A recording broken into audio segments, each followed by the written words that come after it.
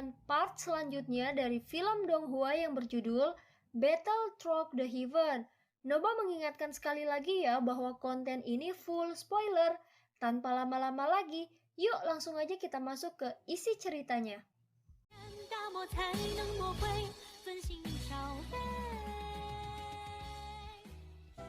Melanjutkan dari cerita sebelumnya. Perubahan ini mengejutkan semua orang. Bahkan 5 raja pemakan jiwa itu langsung kehilangan kesadarannya sebelum dapat menyentuh Xiaoyan. Adegan tiba-tiba ini juga membuat selusin tetua jiwa lainnya yang akan bergerak mendadak mandek. Dan mereka semua melihat pemandangan ini dengan tatapan ketakutan. Apakah ada orang yang bersembunyi? Keluarlah, jangan seperti pengecut. Teriak kaisar pemakan jiwa mengerutkan keningnya. Tetapi pada saat ini tepat setelah suaranya jatuh sebuah cahaya dingin muncul lagi. Dan arahnya tepat menuju kaisar pemakan jiwa. Melihat serangan ini, kaisar pemakan jiwa langsung mengangkat tangannya. Jiwa yang tak terhitung jumlahnya berubah menjadi dinding penghalang yang memblokir cahaya dingin itu. Detik berikutnya cahaya itu benar-benar menghilang ketika menyentuh dinding penghalang. Ketika cahaya menghilang terlihat peluru kristal tajam yang jatuh ke bawah. Kaisar pemakan jiwa mengulurkan tangannya untuk mengambil benda itu. Dia berkata, peluru kristal jiwa? Bukankah metode seperti itu hanya dimiliki oleh eksistensi dari dunia luas? Ucap kaisar pemakan jiwa sedikit mengeringit saat melihat peluru kristal di depannya. Meski begitu, apakah kamu pikir kamu bisa menandingiku? Ucap kaisar pemakan jiwa sambil menatap Xiaoyan. Dia tahu bahwa serangan diam-diam itu pasti berasal dari orangnya Xiaoyan. Namun tepat setelah kaisar pemakan jiwa selesai berbicara, sosok Xiaoyan sudah meraung ke arahnya seperti bola meriam. Sungguh berani, ucap kaisar pemakan jiwa mengangkat tangannya lagi. Jiwa yang tak terhitung jumlahnya melonjak ke depan dan menjadi kepalan tangan yang meraung ke arah Xiaoyan. Tinju Xiaoyan langsung menghancurkan tinju hitam yang dipadatkan oleh jiwa itu. 7 tapak dewa pembunuh. Langkah pertama, langkah kedua, langkah ketiga, dan langkah keempat. Teriak Xiaoyan mengaktifkan 4 langkah berturut-turut tanpa ragu-ragu. Hantu raksasa kental dengan cepat mengembun di udara kemudian meraung ke arah kaisar pemakan jiwa. Ketika melihat pemandangan ini, wajah kaisar pemakan jiwa sedikit serius. Dia tidak menyangka bahwa Xiaoyan akan menggunakan kartu trufnya secara langsung. Segera ribuan jiwa terkondensasi di atasnya dan menahan hantu dewa pembunuh milik Xiaoyan. Meskipun serangan Xiaoyan bisa dihentikan, tetapi dia sudah mengorbankan banyak jiwa untuk melakukannya. Yang membuat kaisar pemakan jiwa mengalami kerugian besar. Sekarang kelihatannya kaulah yang sedang menunda waktu. Kenapa? Mungkinkah kaisar pemakan jiwa yang asli di dalam tubuhmu sudah terbangun? Dan kehendakmu mencoba merebut tubuh ini darinya? Ucap Xiaoyan tersenyum sedikit. Mendengar kata-kata itu, wajah kaisar pemakan jiwa tampak suram. Seolah-olah semua yang dia lakukan tidak luput dari mata Xiaoyan. Dan Xiaoyan bisa menebak secara akurat situasinya saat ini. Tubuh kaisar pemakan jiwa sudah diambil olehku. Jadi jangan pernah berpikir untuk merebutnya. Kamu hanyalah semut di bawah kekuatan dari kaisar pemakan jiwa ini. Ucap kaisar pemakan jiwa menatap Xiaoyan dengan ganas. Dan kemudian dengan lambaian telapak tangannya, jiwa gelap di udara langsung berkumpul. Itu terintegrasi menjadi hantu setinggi 1000 kaki yang dibentuk oleh ribuan jiwa. Setelah itu tekanan yang kuat langsung menyebar ke arah Xiaoyan. Tekanan ini bukan karena sosoknya yang besar, tetapi itu adalah tekanan yang dihasilkan dari jutaan jiwa yang ada di dalamnya. Pada saat ini hantu raksasa itu mengangkat telapak tangannya dan kemudian membanting ke arah Xiaoyan dengan keras. Ekspresi Xiaoyan sedikit tenggelam. Meskipun dia menduga bahwa di dalam tubuh bocah itu ada persaingan untuk menguasai tubuh, tetapi jelas bahwa klan Qimi masih berada di atas angin. Setidaknya sekarang dia memiliki kendali atas tubuh kaisar pemakan jiwa. Xiaoyan mengepalkan tangannya. Lalu 7 jenis kekuatan mengalir ke dalam tinjunya. Ditambah dengan kekuatan fisik yang kuat dari avatar Yuanzhen, maka tinju ini juga sangat ganas. 7 tinju dewa pembunuh, teriak Xiaoyan. Apa yang terjadi berikutnya adalah 1 tinju kecil dan 1 tinju raksasa bertabrakan di udara. Keduanya secara visual tak tertandingi. Ketika keduanya bertabrakan satu sama lain, terdengar ledakan keras yang bergema di kampaan. Tepat ketika 2 tinju masih menunjukkan konfrontasi sengit, tiba-tiba saja hantu raksasa itu membuka mulutnya yang besar, mengeluarkan teriakan nyaring yang mengandung energi yin berwarna ungu pekat. Serangan seperti itu langsung menembus jiwa Xiaoyan dan membuat kesadarannya terganggu. Dalam sekejap pemandangan Xiaoyan menjadi kabur, dan cepat atau lambat dia akan terjatuh. Melihat pemandangan ini, kaisar pemakan jiwa mengungkapkan senyum dingin. Semut tetaplah semut, karena itu matilah, teriak kaisar pemakan jiwa. Setelah itu telapak tangan kaisar hitam meraih Xiaoyan untuk meremasnya sampai mati. Namun pada saat terakhir ini tiba-tiba saja seberkas cahaya dari kejauhan menerpa tubuh Xiaoyan, yang membuat jiwa Xiaoyan mendapatkan kembali kejernihannya. Setelah Xiaoyan terbangun, dia dengan cepat bergerak menghindari tangan raksasa yang mendekat itu. Bagaimana ini mungkin? Bagaimana dia bisa pulih seketika? Ucap terkejut Kaisar Pemakan Jiwa. Faktanya bukan Xiaoyan sendiri yang membuat kesadarannya kembali dalam sekejap, tapi dari cahaya dingin yang berasal dari sosok yang bersembunyi di dalam kehampaan yang jauh. Bahkan ketika Kaisar Pemakan Jiwa mendeteksi keberadaannya, dia tidak bisa merasakan auranya sama sekali. Sosok ramping itu tersembunyi dalam kehampaan yang gelap. Dia memegang senjata berbentuk aneh di tangannya. Saat ini di jari-jarinya ada juga peluru kristal yang memancarkan berbagai cahaya. Jelas bahwa serangan diam-diam yang melumpuhkan 5 Raja Pemakan Jiwa juga berasal dari sosok ini. Adapun identitasnya, dia adalah gadis bayangan yang baru saja aktif setelah labu Dewa Xiaoyan menelan 1 juta jiwa. Kemampuannya tidak sama dengan 4 karakter lainnya. Dia tidak dapat secara langsung membantu Xiaoyan dalam pertempuran jarak dekat. Dan dia harus bersembunyi di kegelapan yang jauh untuk menembakkan peluru kristal. Hal yang paling luar biasa dari peluru ini adalah selain bisa menyerang musuh, juga dapat menyembuhkan teman sendiri. Dan peluru inilah yang digunakan gadis bayangan untuk menyadarkan jiwa Xiaoyan sebelumnya. Tentu saja tidak peduli seberapa sempurnanya metode seseorang, pasti ada titik terlemahnya. Dan kelemahan dari gadis bayangan adalah meskipun peluru ini memiliki kemampuan yang begitu kuat, butuh waktu lama baginya untuk mempersiapkannya. Oleh karena itu dia harus bersembunyi dan menyerang musuh dari dalam kegelapan. Xiaoyan menarik nafas dalam-dalam. Jika bukan karena bantuan dari gadis bayangan itu, bahkan jika dia tidak mati, dia akan terluka parah. Tidak diragukan lagi bahwa sosok gadis bayangan masih memainkan peran yang amat penting. Pada saat ini Xiaoyan kembali menatap Kaisar Pemakan Jiwa. Meskipun bocah itu memiliki 10 juta jiwa di tubuhnya, tetapi kekuatan yang bisa dia tunjukkan saat ini sangat terbatas. Ketika Xiaoyan mendeteksi tubuhnya, dia bisa membedakan bahwa ada 2 kekuatan di dalam tubuhnya. Dan 2 kekuatan ini saling memperebutkan kendali atas tubuhnya. Jadi jika Xiaoyan ingin mengalahkannya, maka saat inilah satu-satunya kesempatan yang ia miliki. Alam domain api, aktif, teriak Xiaoyan. Dalam sekejap seluruh kehampaan di sekitarnya langsung ditutupi oleh lautan api Xiaoyan. Kekuatan dari api iblis juga meletus di tubuhnya. Xiaoyan yang awalnya memiliki 60 juta fondasi Daoqi tiba-tiba meroket menjadi 150 juta sumber Daoqi. Jumlah yang luar biasa ini secara alami dapat sepenuhnya mendukung keterampilan bertarung di tingkat keberuntungan. Xiaoyan memegang penguasa Suan di tangannya, menatap Kaisar Pemakan Jiwa yang berada di belakang hantu raksasa. Jika Xiaoyan ingin menyerang Kaisar Pemakan Jiwa, dia harus menyingkirkan hantu raksasa di depannya terlebih dahulu. Kalau tidak, maka tidak akan ada kesempatan baginya untuk menyakiti Kaisar Pemakan Jiwa. Semuanya, apa yang kalian lakukan dalam keadaan linglung? Bunuh dia untukku. Aku ada di sini. Apa yang kalian takutkan? Teriak Kaisar Pemakan Jiwa. Pada saat ini 5 Raja Jiwa masih belum pulih. Mereka semua diam-diam berdiri di samping hanya untuk menonton pertempuran. Sepertinya serangan yang baru saja mereka terima telah membuat mereka trauma. Namun setelah Kaisar Pemakan Jiwa memarahinya, maka mereka tidak punya pilihan selain bertindak. Dan mereka sekali lagi memandang Xiaoyan dengan niat membunuh. Setelah sedikit ragu, 5 Raja Jiwa saling memandang kemudian berlari ke arah Xiaoyan setelah mengangguk serempak. Adapun selusin tetua pemakan jiwa itu, mereka masih ragu-ragu dan tidak berani bergerak dengan mudah. Lagi pula bahkan di tingkat Raja Pemakan Jiwa, mereka langsung terluka oleh serangan diam-diam barusan. Jika itu mengenai mereka di tingkat penatua, maka dapat dipastikan bahwa mereka akan mati hanya dengan 1 pukulan. Oleh karena itu, untuk sementara waktu tetua pemakan jiwa hanya diam menunggu perkembangan. Di sisi lain, tepat ketika kelima Raja Jiwa itu menyerang Xiaoyan lagi, tiba-tiba saja 1 Raja Jiwa itu membeku. Sebuah lubang darah muncul lagi di antara alisnya dan tubuhnya melesat ke belakang. Tidak lama setelah itu, 4 Kaisar Jiwa lainnya juga mengalami hal yang sama. Mata mereka menunjukkan kengerian dan mereka tidak berani mendekati Xiaoyan. Sialan, ada bayangan di sekitar sini. Cepat temukan dia. Teriak bocah itu segera memarahi. Saat ini wajah kelima Raja Pemakan Jiwa tampak pucat. Mereka melihat di kampaan yang dipenuhi kabut tebal dan tidak menemukan dari mana sumber serangan itu. Serangan diam-diam itu sama sekali tidak meninggalkan jejak apapun, sehingga tidak ada cara bagi mereka untuk mendeteksi keberadaannya. Apalagi yang kalian tunggu? Bayangan itu tidak akan menjadi lawanmu dalam jarak dekat. Cepat temukan dia dan bawa mayatnya ke sini. Teriak Kaisar Pemakan Jiwa ketika melihat Raja serta tetua pemakan jiwa yang tidak bergerak. Pada akhirnya mereka semua tidak punya pilihan selain mematuhinya dan bergegas untuk mencari keberadaan bayangan itu di balik kabut tebal. Di dalam kehampaan yang luas ini jumlah manusia sangat tidak terbatas, sehingga mereka hanya bisa mencarinya secara terpisah. Tetapi akhir dari pencarian secara terpisah semakin membuat pikiran semua orang lebih gugup.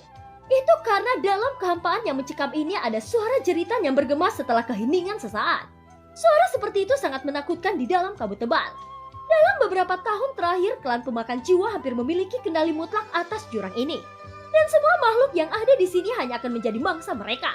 Namun mereka tidak pernah berpikir bahwa suatu hari nanti mereka akan menjadi mangsa oleh orang lain.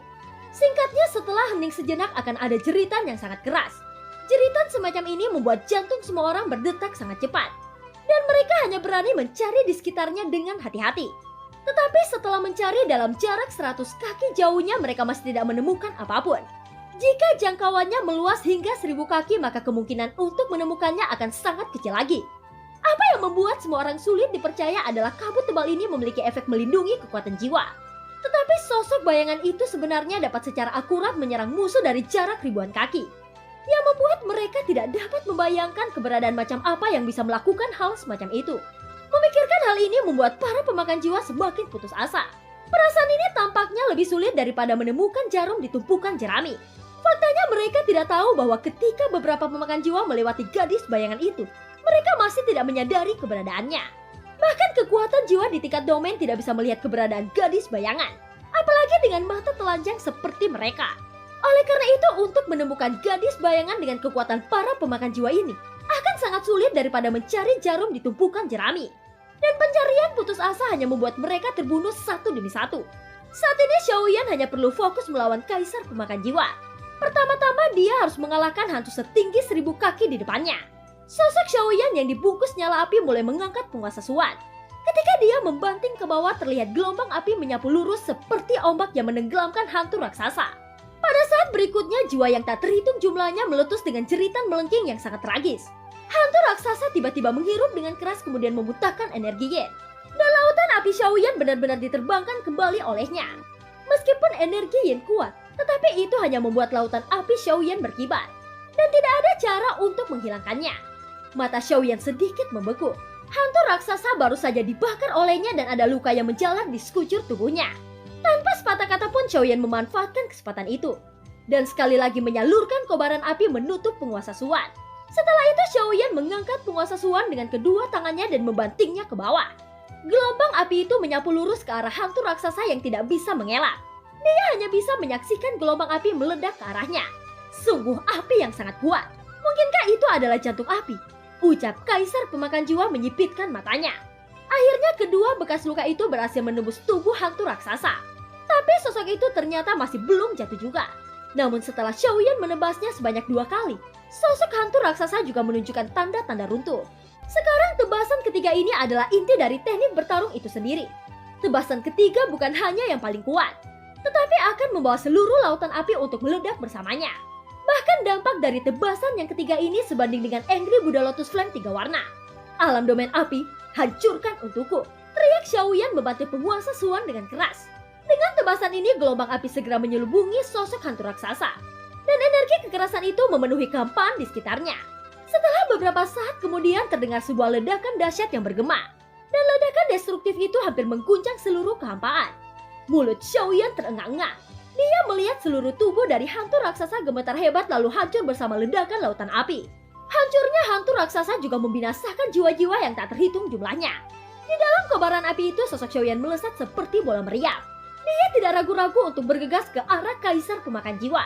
Pada saat ini Xiaoyan mengangkat penguasa Suan tinggi-tinggi dan bersiap menebaskannya ke arah kaisar pemakan jiwa. Kali ini Xiaoyan tidak berniat untuk menggunakan Yaobeng. Ini karena klan pemakan jiwa tidak berbeda seperti istana surga manusia. Oleh karena itu Yaobeng Xiaoyan sama sekali tidak akan memiliki efek terhadapnya. Di sisi lain kaisar pemakan jiwa memandang Xiaoyan yang meraung ke arahnya. Wajahnya masih tampak tenang. Bahkan setelah Xiaoyan menghancurkan hantu raksasa miliknya, hal itu tidak banyak berpengaruh terhadapnya. Menghadapi Xiaoyan yang datang ke arahnya, kaisar pemakan jiwa melambaikan tangannya.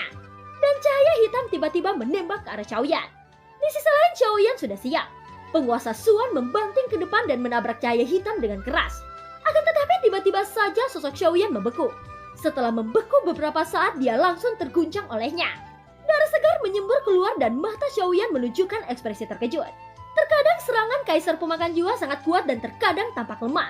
Hal ini cukup membuktikan tebakan Xiaoyan bahwa kehendak klan Qimei berjuang untuk mengendalikan tubuh kaisar pemakan jiwa.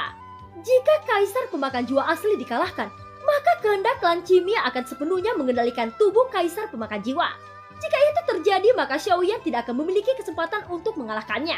Jika aku ingin mengalahkannya, sekarang adalah satu-satunya kesempatanku. Gumam Xiaoyan, kaisar pemakan jiwa, aku tidak tahu apakah kamu bisa mendengarkan apa yang aku katakan. Jika kamu bisa menekan sedikit kekuatanmu, aku bisa membantumu memusnahkan kehendak bajingan itu dari tubuhmu dan memungkinkanmu untuk mendapatkan kembali tubuhmu. Ucap Xiaoyan berdiri tegak di udara. Ini hanya tebakannya, tapi ini bukan ide yang buruk. Dan mungkin saja ucapannya bisa membenarkan tebakannya. Namun setelah menunggu beberapa saat, bocah itu masih tidak menjawab pertanyaan Xiaoyan. Sebaliknya dia menunjukkan ekspresi kekerasan dan raungan menyakitkan datang dari mulut bocah itu. Keluar dari tubuhku, keluar! Teriak kaisar pemakan jiwa. Xiaoyan hanya mendengar suara yang sama sekali berbeda dari sebelumnya. Dan suara itu mungkin milik kaisar pemakan jiwa asli. Ketika Xiaoyan melihat ini, ada seringnya di mulutnya. Jika sebelumnya hanya tebakan Xiaoyan, maka sekarang adalah konfirmasi nyata dari tebakan itu. Xiaoyan selalu merasa bahwa perilaku bocah ini aneh. Pada saat ini Xiaoyan sekali lagi menggerakkan tubuhnya. Melangkah maju dengan telapak kakinya, kemudian hantu besar dan kokoh memadat lagi. 7 tapak dewa pembunuh. Langkah kelima. Teriak Xiaoyan langsung menggunakan langkah kelima berturut-turut. Segera hantu besar dari langkah kelima dewa pembunuh menyapu ke arah kaisar pemakan jiwa. Melihat ini, ekspresi wajah bocah itu tiba-tiba berubah. Segera dia melambaikan tangannya dan ribuan jiwa bergegas menyelimuti hantu besar Xiaoyan. Jiwa yang tak terhitung jumlahnya itu meledakkan dirinya satu demi satu. Dengan ganas membombardir hantu langkah kelima Xiaoyan. Jelas bahwa kaisar pemakan jiwa asli tampaknya tidak berniat untuk mematuhi kata-kata Xiaoyan. Dan dia tidak akan mempercayai siapapun kecuali dirinya sendiri. Dengan serangan ini dia ingin langsung melenyapkan Xiaoyan. Setelah kaisar pemakan jiwa asli mengambil alih tubuhnya, kekuatannya berkali-kali lebih kuat dari klan Qimie. Dan kekuatan jutaan jiwa benar-benar terungkap. Pada saat ini ada keterkejutan yang melintas di wajah Xiaoyan. Bahkan dengan langkah kelimanya langsung dipatahkan hanya dengan ribuan jiwa peledak. Wajah kaisar pemakan jiwa tampak ganas. Dia melambaikan lengannya lagi dan ribuan jiwa hitam meraung ke arah Xiaoyan. Serangan ini akan membunuh Xiaoyan secara langsung. Lagi pula dia mengira Xiaoyan hanyalah semut yang tidak mencolok. Jadi lebih baik untuk membunuhnya dan menghindari masalah lain yang tidak perlu. Selain itu, kaisar pemakan jiwa tidak punya alasan untuk mempercayai Xiaoyan. Sudah cukup baginya untuk ditipu oleh klan Qimie. Wajah Xiaoyan suram. Ketika kekuatan sebenarnya dari kaisar pemakan jiwa meletus, maka serangannya bukan lagi sesuatu yang dapat ditanggung oleh Xiaoyan. Namun pada saat ini mata kaisar pemakan jiwa sekali lagi menunjukkan ekspresi perjuangan, menyebabkan jiwa-jiwa yang datang menyerang Xiaoyan langsung mandek. Sepertinya kehendak dari klan Qimie mencoba mengendalikan tubuhnya lagi. Jika orang dari klan Qimie benar-benar memenangkannya, maka aku tidak akan punya kesempatan melawannya. Sebaliknya, jika kaisar pemakan jiwa asli memenangkan tubuhnya, dia pasti akan membunuhku. Jadi sekarang akan menjadi waktu terbaikku untuk berpartisipasi ke dalamnya. Gumam Xiaoyan. Tetapi jika kehendak Xiaoyan ingin memasuki tubuh itu, premisnya adalah seseorang menahan serangannya. Hanya dengan begitu Xiaoyan memiliki cara aman untuk memasukkan kehendaknya. Gadis bayangan, bisakah kamu membantuku menahannya sebentar? Ucap Xiaoyan menggunakan jiwanya untuk mentransmisikan suara. Setidaknya 5 nafas. Ucap suara gadis bayangan itu memasuki telinga Xiaoyan. Jawaban ini langsung membuat Xiaoyan terpana. Sebelum dia bisa berbicara, ada suara teriakan nyaring di kehampaan. Dan pada saat berikutnya Xiaoyan melihat cahaya dingin melintas tanpa henti melalui kehampaan. Tujuannya sangat jelas, yaitu menembak ke arah kaisar pemakan jiwa. Pada saat ini ada tatapan rumit di mata kaisar pemakan jiwa. Hanya Xiaoyan yang bisa melihat bahwa kaisar pemakan jiwa sedang bersaing melawan kehendak dari klan Qimie. Jadi itulah sebabnya ribuan jiwa yang mengaum ke arah Xiaoyan berhenti tiba-tiba. Dan ketika keduanya bertarung satu sama lain untuk mengendalikan tubuh fisik, pertahanan pada tubuhnya menjadi sangat berkurang. Sementara itu cahaya dingin yang menembus kehampaan sudah datang dalam sekejap. Melihat ini, ekspresi wajah bocah itu tiba-tiba berubah. Segera dia bereaksi untuk mengangkat tangannya. Namun tanpa diduga cahaya dingin itu langsung menembus tubuhnya, yang membuatnya mengerang dan pingsan secara tak terduga. Xiaoyan juga terpana ketika dia melihat pemandangan ini. Dia tidak menyangka bahwa kemampuan gadis bayangan itu begitu menakutkan, yang bahkan bisa membuat kaisar pemakan jiwa tertidur lelap. Dia tidak akan bangun selama 5 nafas. Cepatlah, ucap gadis bayangan itu terdengar di benak Xiaoyan. Xiaoyan menganggukkan kepalanya. Segera tubuh aslinya dan avatar Yuan Shen berpisah. Setelah itu Xiaoyan duduk bersila di kehampaan. Sementara avatar Yuan Shen berdiri di samping untuk melindunginya. Setelah itu kekuatan jiwa Xiaoyan dicurahkan. Tetapi ini bukan kekuatan jiwa biasa. Lebih tepatnya adalah kekuatan jiwa dengan kemampuan kehendak untuk berebut tubuh. Pada saat ini jika Xiaoyan ditambahkan maka akan menjadi 3 persaingan sengit untuk berebut satu tubuh. Keluar dari tubuhku. Keluar. Ucap sebuah suara kehendak jiwa di dalam tubuh Kaisar Pemakan Jiwa. Lelucon. Tidak ada contoh kegagalan dalam tubuh yang disukai klan Chimiku. Ucap kehendak jiwa Chimi di tubuh Kaisar Pemakan Jiwa. Selama kamu menggembalikan tubuhku, aku bisa memberimu 2 tubuh kuat dari klan pemakan jiwaku. Bahkan kamu bisa memilihnya sendiri di antara tubuh Raja Pemakan Jiwa yang terkuat. Bagaimana? Ucap kehendak Kaisar Pemakan Jiwa. Dalam hal ini memang ada begitu banyak Raja Pemakan Jiwa di klan pemakan jiwamu. Lalu mengapa kamu tidak memilih satu di antara mereka dan membiarkan tubuh ini kepadaku? Bukankah itu lebih masuk akal? Ucap kehendak jiwa Chimi. Omong kosong. Kau ingin menempati tubuh kaisar ini dari klan pemakan jiwa. Itu hanya mimpi yang bodoh. Teriak kehendak Kaisar Pemakan Jiwa. Pada saat ini di dalam tubuh Kaisar Pemakan Jiwa terdapat 2 kehendak jiwa yang tidak mau menyerah. Perilaku merpati yang tidak tahu malu untuk menempati sarang murai seperti ini baru saja dimainkan oleh klan Chimi. Ngomong-ngomong kaulah yang berinisiatif untuk membiarkanku memasuki tubuh ini. Dan juga membawa tubuh ini untuk menerobos formasi sesuai dengan apa yang kau katakan. Ucap kehendak jiwa Chimi. Kehendak jiwa klan Chimi sudah menghabiskan banyak kerja kerasnya selama bertahun-tahun. Dan dia akhirnya berhasil mengatur situasi ini. Keinginan klan Chimi tidak menentu. Dialah yang mempertahankan tubuh fisik ini selama bertahun-tahun. Dan memang berkat kehendak jiwa klan Chimi sehingga tubuh Kaisar Pemakan Jiwa bisa menerobos formasi. Hanya setelah formasi itu rusak barulah Kaisar Pemakan Jiwa bisa terbangun. Setelah Kaisar Pemakan Jiwa terbangun, dia ingin menghapus kehendak jiwa Chimi dari tubuhnya. Jelas bahwa jiwa klan Chimi tidak akan bodoh. Jiwanya telah menginvasi tubuh ini selama bertahun-tahun. Jadi tidak mudah bagi Kaisar Pemakan Jiwa untuk menghapus jiwa Chimi dari tubuhnya. Baik, sungguh tercela. Karena ini masalahnya maka kita akan bertarung sampai mati. Aku masih tidak percaya kau bisa memenangkan tubuh Kaisar ini. Ucap kehendak Kaisar Pemakan Jiwa sangat marah. Meskipun dia pemilik aslinya tetapi dialah yang membuat klan Chimi memasuki tubuhnya sendiri karena motif egoisnya. Klan Pemakan Jiwa tidak pernah menyangka bahwa kehendak jiwa dari klan Chimi bukanlah jiwa biasa.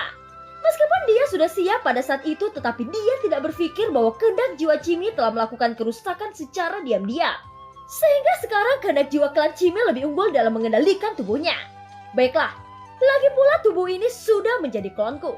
Sudah waktunya bagiku mengeluarkan jiwamu dari tubuh ini. Ucap kehendak jiwa Chimi berkata dengan tidak tergesa-gesa.